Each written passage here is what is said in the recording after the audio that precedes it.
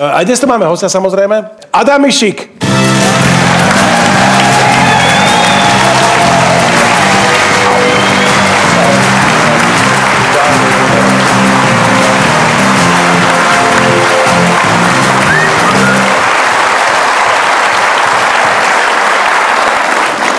Adam, ahoj.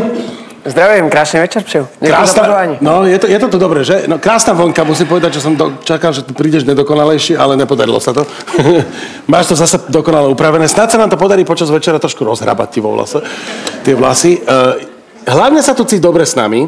A dôležité je povedať... Já nechci otvírat nějaký starý rány, ale... Čo? On tancoval taky v té soutěži jako ty. Jsme tancovali ale spolu. toho mám rád, ten vypad dřív. Jo. A to... Takže ty si vypadl jako 9.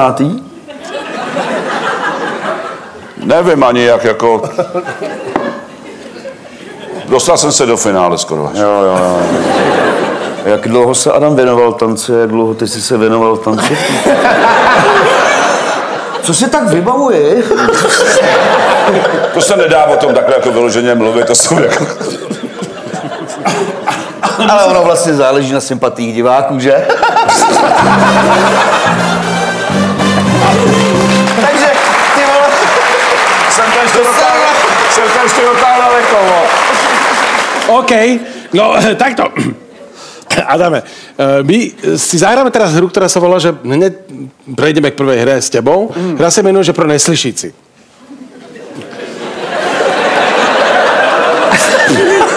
To je nepříjemný, když víš, že tu hru hraješ, viď? Čiže, kluci to delali už mnohokrát a mne sa to úplne nepáčilo. Ja by som chcel, aby to dnes bolo trošku serióznejšie. A preto to budem, čo je? No, aby to bolo fakt také seriózne, aby to bolo také moderátorské, aby to malo aj projev. A bude to aj v slovenčine, samozrejme, tým pádom. Tak to budem delať ja. Áno, to je rozhovor s tebou. A Michal jsem spokojený. Jako. No, a Michal by to mal prekladať do reči pro neslyšíci celé, hej, ten náš rozhovor. A co jiného? Môžeme začať teda? No sa zvedaví. Ta hra vždycky končí, když zazní zvonek. Áno.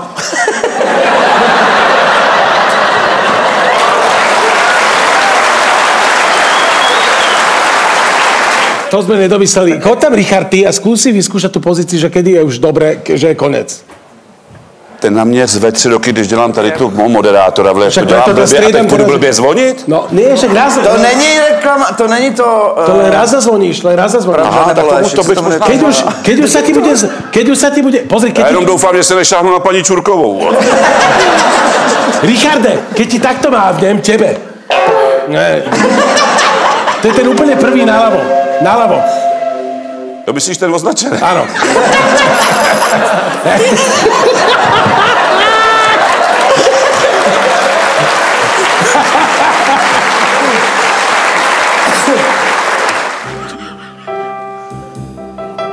Vítam vás z dnešných vln kresťanského vysielania.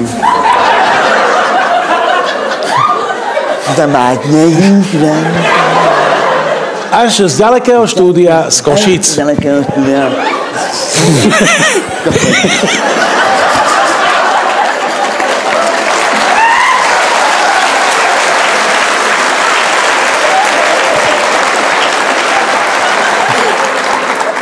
Dnes tu máme vzácného hostia. Je ním Adam. Adam Mišík. Ahoj. Ahoj. Dobrý večer. Adam, aká bola cesta do Košic?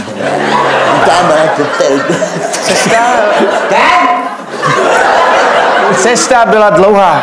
Pardon, já jsem se tam teď, abych to tlumočil správně. Aká bola cesta do Košic? On je do Košic. Cesta Já jsem taky v Košici. My jsme všichni v Košici. Pardon. Tak jsme v Košici. No.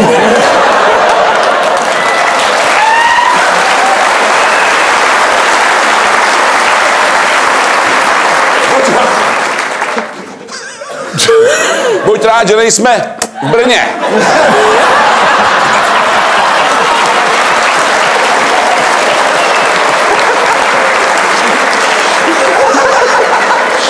to já do Brna jezdím rád.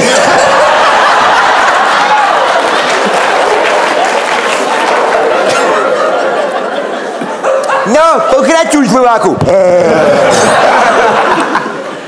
Adam, Adam.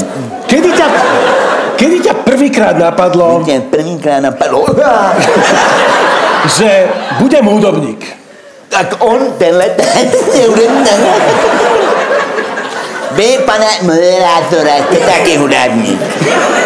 Máme tady dva. To už si ani nepamatuju. Byl jsem asi velmi mladý. Byl jsem velmi mladý. Pořád se... Teda ešte nieko ako dieťa predpokladáme, hej? Ako dieťa. Přesně tak. Predpokládám. Takto, keďže sme v tomto vysielaní, si veriaci, alebo naopak... No jasně, Dalo by se říct, že jsem věřící. Tak, jsem věřící. Bohužel. Máma mě pokřtila ve vaně, když mi bylo 11 let.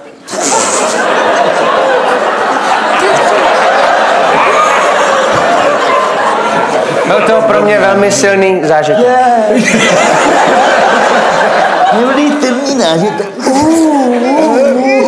Prejdime k vzťahom. Prejdeme k tomu. Aký typ ženy ťa dokáže osloviť? Skôr taký sebavedomý, útočný typ, alebo naopak nežný typ, ktorý sa len tak plandá priestorom? On je omoltek. On skrývá tvůjího modernitu. Mám rád ženy, které jsou velmi, hlavně chytré.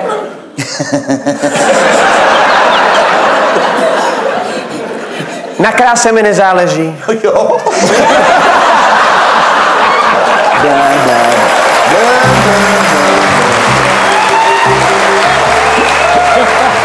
Sledujte na Prima Plus vaše oblíbené pořady, filmy a seriály dříve než v televizi a bez reklam. Prima Plus je zábava pro celou rodinu.